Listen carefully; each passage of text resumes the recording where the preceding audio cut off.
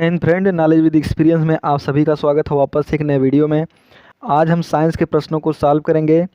Science के top 30 question आपके लिए लेकर आए हैं, जो कि आपके सभी कंपटीशन एग्ज़ाम के लिए मोस्ट इम्पॉर्टेंट क्वेश्चन है। तो चलिए इस साइंस के प्रश्नों को सॉल्व करते हैं, देखते हैं कौन कौन से प्रश्न पूछे गए हैं।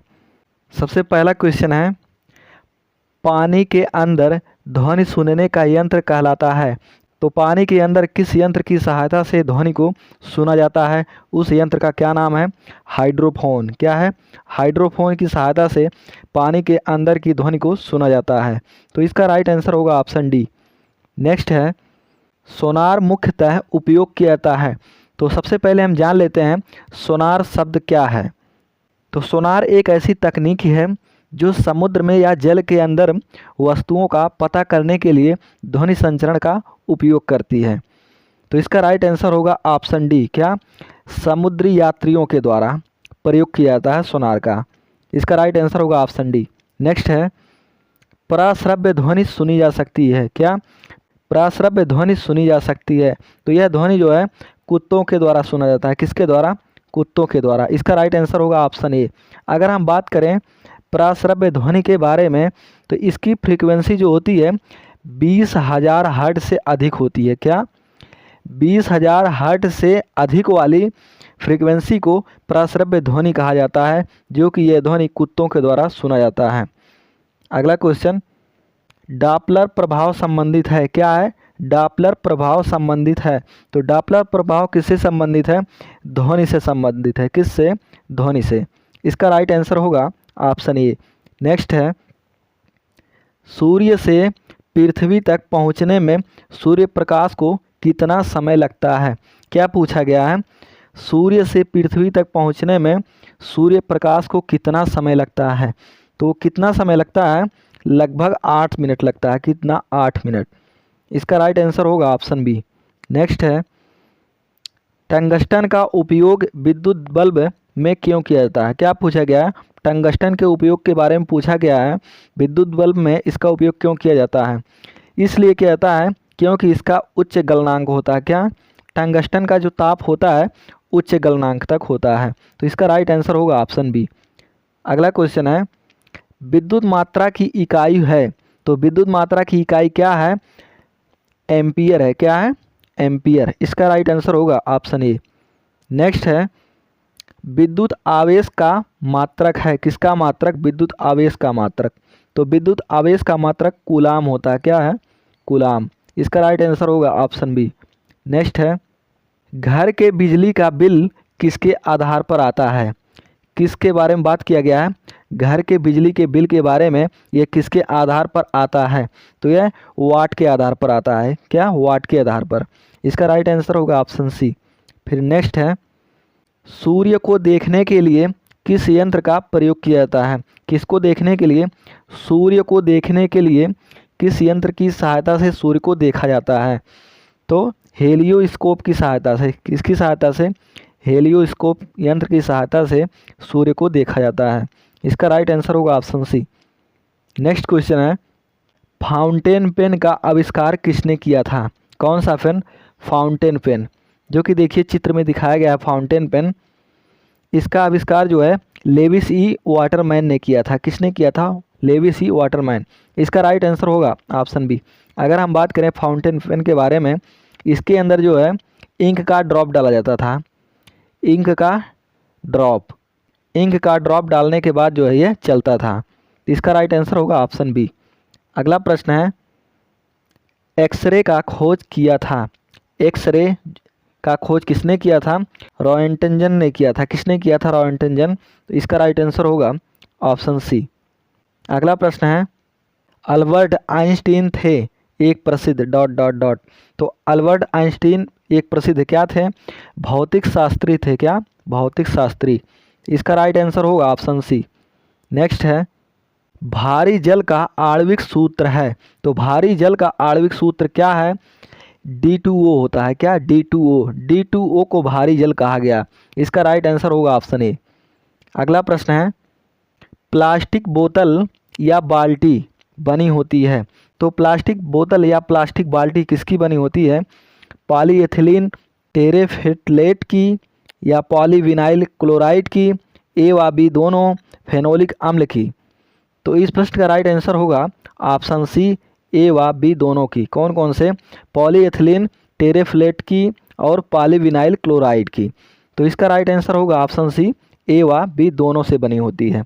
अगला प्रश्न है, नीला थोथा क्या है? सबसे पहले हम जान लेते हैं नीला थोथा क्या होता है। नीला थोथा कॉपर सल्फेट होता है। क्या? Copper sulphate. कॉपर सल्फेट का सूत्र क्या होता है? CuSO4। क्या? CuSO4 को कॉपर सल्फेट कहा जाता है। इसको एक और नाम से जानते हैं, इसको क्यूप्रिक सल्फेट भी कहते हैं। तो इसी को जो है नीला थोथा कहा जाता है। इसका राइट आंसर होगा ऑप्शन ए। अगला है, निम्नलिखित में से कौन बेकिंग सोडा है? क्या पूछा गया है बेकिंग सोडा के बारे में। तो बेकिंग सोडा का रासायनिक सूत्र क्या है? NaHCO3। क्या? NaHCO3, जिसे हम सोडियम बाइकार्बोनेट कहते हैं। क्या? Sodium bicarbonate. अगर हम बात करें बेकिंग सोडा को और किस नाम से जानते हैं, इसे हम मीठा सोडा के नाम से भी जानते हैं। किस नाम से? मीठा सोडा। और एक नाम है, इसे हम खाने का सोडा भी कहते हैं। क्या? खाने का भी सोडा कहते हैं। तो इसका राइट आंसर क्या होगा? Option B. नेक्स्ट है, सूखी बर्फ है। तो सूखी बर्फ किसे हम कहते हैं? ठोस कार्बन डाइऑक्साइड को। किसको? ठोस कार्बन डाइऑक्साइड को जो है सूखी बर्फ कहते हैं। तो इसका राइट आंसर होगा ऑप्शन डी, ठोस CO2। नेक्स्ट क्वेश्चन है, जिप्सम का रासायनिक नाम क्या है? किसका नाम? जिप्सम का रासायनिक नाम पूछा है। तो इसका रासायनिक नाम होता है कैल्शियम सल्फेट होता है। क्या? Calcium sulphate. इसका राइट आंसर होगा ऑप्शन सी। अगर हम बात करें कैल्शियम सल्फेट को लिखा कैसे जाता है, तो इसको CaSO4, इसका आणविक सूत्र होता है CaSO4। अगला प्रश्न है, समुद्र के जल में क्या पाया जाता है? किस में? समुद्र के जल में। तो समुद्र के जल में जो है आयोडीन पाया जाता है। क्या? आयोडीन। तो आयोडीन का रासायनिक सूत्र होता है आई। क्या? आई। इसका राइट आंसर होगा ऑप्शन डी। अगला प्रश्न है, एल्यूमिनियम परमाणु में इलेक्ट्रॉनों का सही वितरण कौन सा है? तो एल्युमिनियम परमाणु में इलेक्ट्रॉनों का सही वितरण कौन सा है? तो सबसे पहले हम जानेंगे एल्युमिनियम का परमाणु क्रमांक कितना होता है। तो एल्युमिनियम का परमाणु क्रमांक 13 होता है। कितना? 13। परमाणु क्रमांक 13 नंबर पर एल्युमिनियम स्थित है। तो इसका इलेक्ट्रॉनिक विन्यास 283 होगा। कितना? 283। तो ऑप्शन में मिल रहा है 283। इसका राइट आंसर क्या होगा? Option B. अगला प्रश्न है, F ब्लॉक के तत्वों को कहा जाता है। तो F ब्लॉक के तत्वों को क्या कहा जाता है? अंतर संक्रमणीय तत्व कहा जाता है। क्या? अंतर संक्रमणीय तत्व। इसका राइट आंसर क्या होगा? Option C. अगर हम बात करें F ब्लॉक के तत्वों को, तो इनको 2 श्रृंखलाओं में बांटा गया है। F ब्लॉक के तत्वों को 2 श्रृंखलाओं में, कौन कौन से? एक लैंथेनाइड में बांटा गया है, लैंथेनाइड में। दूसरा एक्टिनाइड में। किस में? एक्टिनाइड में। अगर हम बात करें लैंथेनाइड में, परमाणु क्रमांक 57 से 71 तक के परमाणुओं को लैंथेनाइड कहा गया, और परमाणु क्रमांक 89 से 103 तक के परमाणु क्रमांकों को एक्टिनाइड तत्व कहा गया। तो इसका राइट आंसर क्या होगा? ऑप्शन सी, F ब्लॉक के तत्वों को अंतर संक्रमणीय तत्व कहा जाता है। नेक्स्ट है, वह पदार्थ जिसकी कमी से डिहाइड्रेशन होता है।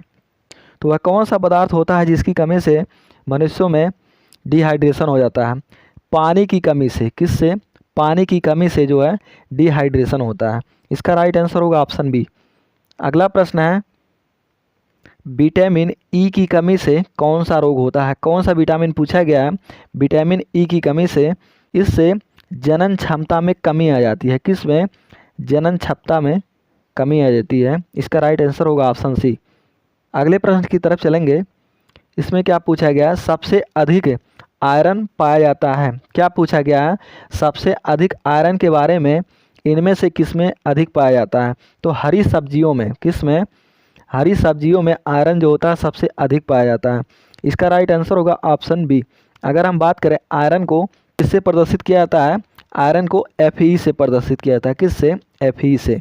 अगला प्रश्न है, डॉट डॉट डॉट एंजाइम नहीं है। तो इनमें से कौन सा एंजाइम नहीं है? तो इनमें से इंसुलिन एक एंजाइम नहीं है, बाकी पेप्सिन, एमाइलेज, लाइपेज ए एंजाइम है, बल्कि इंसुलिन क्या है? एक हार्मोन है। तो इसका राइट आंसर क्या होगा? ऑप्शन ए, इंसुलिन एक एंजाइम नहीं है।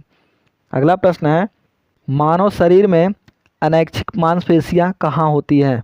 तो मानव शरीर में अनैच्छिक मांसपेशियां कहाँ पाई जाती हैं? दिल में पाई जाती है। कहाँ पे? दिल में, जिसे हम हार्ट भी कहते हैं। क्या? हार्ट। इसमें जो है अनैच्छिक मांसपेशियां होती है जो कि अपने इच्छानुसार चलती हैं। अनैच्छिक मांसपेशियां वे होती हैं जो अपने इच्छानुसार चलती हैं, उसे अनैच्छिक मांसपेशियां कहते हैं। तो इसका राइट आंसर क्या होगा? Option C. अगला प्रश्न है, सर्वप्रथम जीवाणु का खोज किसने किया था? किसका खोज? जीवाणु का खोज किसने किया था? तो इसका खोज जो है लेवेनहॉक ने किया था। किसने? एंटनी वॉन लेवेनहॉक ने। इसका राइट आंसर क्या होगा? Option B. अगला प्रश्न है, कौन सा पौधा तीव्र गति से बढ़ता है? क्या पूछा गया है? कौन सा पौधा तीव्र गति से बढ़ता है? तो उस पौधे का क्या नाम है? यूकेलिप्टस। क्या है? यूकेलिप्टस एक ऐसा पौधा होता है जो तीव्र गति से बढ़ता है। इसका राइट आंसर होगा ऑप्शन सी। अगला है, डॉट डॉट डॉट पादप जगत के उभयचर कहलाते हैं। तो इनमें से पादप जगत के उभयचर किसे कहा जाता है, या फिर कौन से पौधे पादप जगत के उभयचर कहलाते हैं? ब्रायोफाइटा के पौधे उभयचर कहलाते हैं। इसका राइट आंसर क्या होगा? Option A.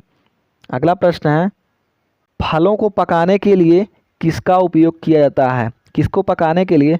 फलों को पकाने के लिए किसका उपयोग किया जाता है? मेथेन का, एथेन का, एथिलीन का, या फिर एसिटिलीन का? तो इस प्रश्न का आंसर आप कमेंट करके ज़रूर बताइएगा, इस प्रश्न का आंसर क्या हो सकता है। तो ये सभी प्रश्न बहुत ही इम्पोर्टेंट प्रश्न थे जो कि आपके लिए हम लेकर आए थे। साइंस के टॉप 30 क्वेश्चन जो कि आपके सभी कंपटीशन एग्ज़ाम में ये सभी प्रश्न ज़रूर पूछे जाते हैं। तो इन सभी प्रश्नों को ज़रूर याद रखें जो आपके लिए काफ़ी यूज़फुल होगा। अब वीडियो को यहीं पर समाप्त करते हैं। वीडियो को पसंद आने पर लाइक शेयर सब्सक्राइब ज़रूर करें। अब मिलेंगे नेक्स्ट वीडियो में। जय हिंद।